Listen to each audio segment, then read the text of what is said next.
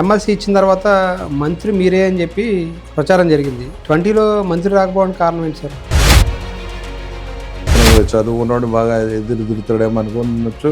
19-24 మధ్యలో వైఎస్ఆర్సీపీలో ఎలా ఉన్నారు సార్? బాగుందా? బాగానే ఉంది, కావాలన్నంత స్టీమ్ లేదనిపించింది. ఢిల్లీలో వాణి వినిపించారు, ఇప్పుడు ఇక్కడ కౌన్సిల్లో వాణి వినిపిస్తున్నారు ప్రజల తరఫున.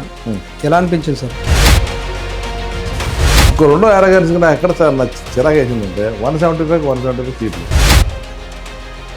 19 నుంచి 24 మధ్యలో అద్భుతంగా పరిపాలించామనేది ఆయన చెప్తున్నమాట ప్రతిసారి కూడా. జగన్ గారు వచ్చిన తర్వాత రెవల్యూషన్ కావాలంటే బుల్లెట్ అక్కర్లేదు, బ్యాలెట్ కావాలి. విప్లవాత్మైన మార్పులు తీసుకొచ్చిన సందర్భంలో 151 నుంచి 11 ఎందుకు పడిపోయినట్టు సార్? ప్రజలు నేనే డైరెక్ట్గా, ఇంకా ఎమ్మెల్యేలు ఎంపీలు ఎవరు వేస్ట్. జగన్మోహన్ రెడ్డి గారిలో ఏమైనా మార్పు వచ్చిందా గమనించారు మీరైనా?